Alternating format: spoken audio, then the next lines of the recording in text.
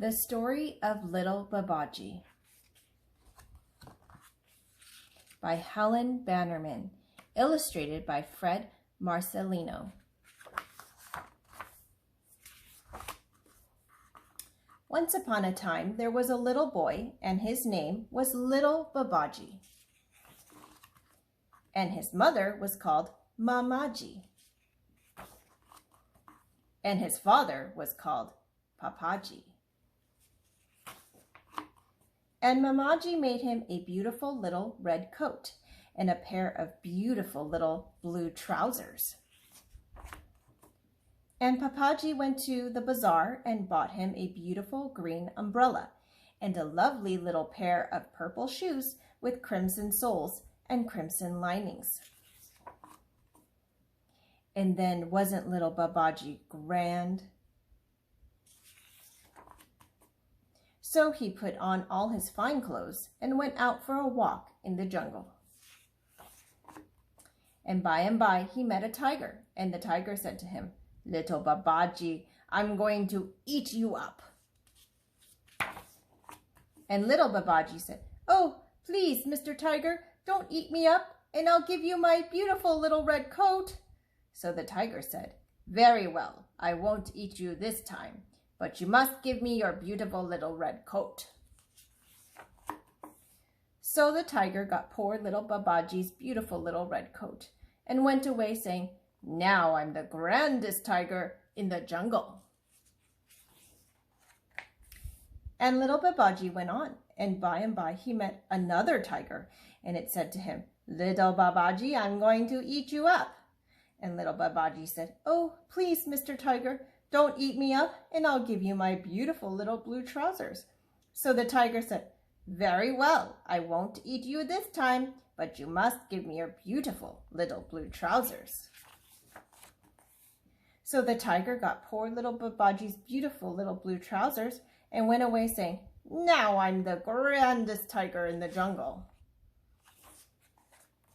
And little Babaji went on, and by he met another tiger, and it said to him, "Little Babaji, I'm going to eat you up." And little Babaji said, "Oh, please, Mr. Tiger, don't eat me up, and I'll give you my beautiful little purple shoes with crimson soles and crimson linings." But the tiger said, "What use would your shoes be to me? I've got 4 feet, and you've only got 2. You haven't got enough shoes for me." But little Babaji said, "You could wear them on your ears."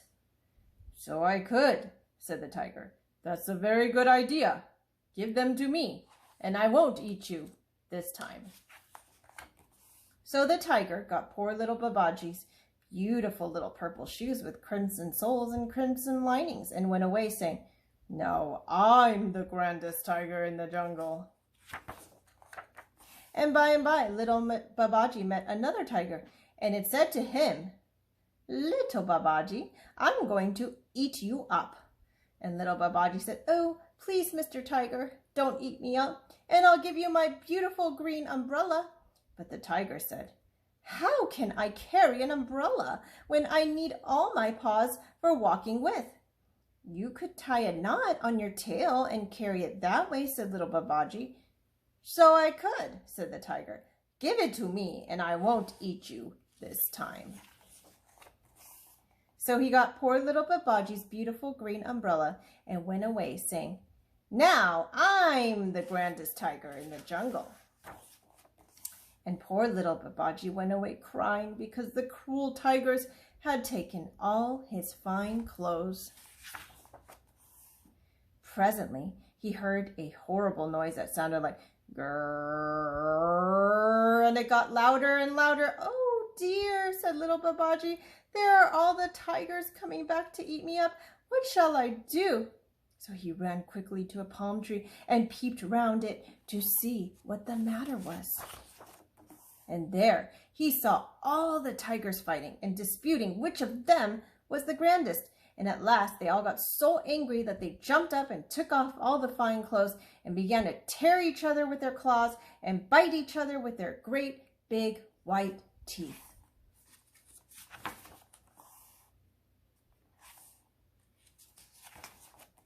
and they came rolling and tumbling right to the foot of the very tree where little Babaji was hiding.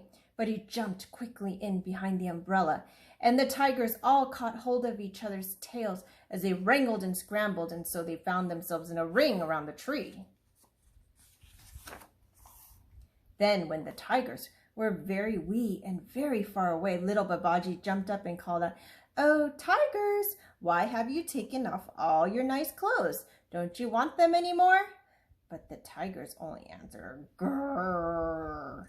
Then little Babaji said, "If you want them, say so, or I'll take them away." But the tigers would not let go of each other's tails, and so they could only say, "Grrr." So little Babaji put on all his fine clothes again and walked off. And the tigers were very, very angry, but still they would not let go of each other's tails. And they were so angry that they ran round the tree trying to eat each other up, and they ran faster and faster, till they were whirling around so fast that you couldn't see their legs at all. And they still ran faster and faster and faster till they all just melted away, and there was nothing left but a great big pool of melted butter, or ghee, as it is called in India, round the foot of the tree. Now Papaji was just coming home from his work with the great big brass pot in his arms, and when he saw what was left of all the tigers, he said, "Oh, what lovely melted butter. I'll take that home to Mamaji for her to cook with." So he put it all into the great big brass pot and took it home to Mamaji to cook with. When Mamaji saw the melted butter, wasn't she pleased? "Now," said she, "we'll all have pancakes for supper."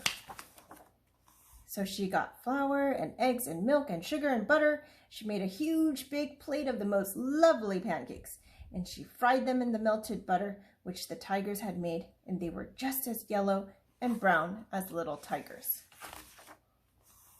And then they all sat down to supper. And Mamaji ate 27 pancakes, and Papaji ate 55. But little Babaji ate 169 because he was so hungry.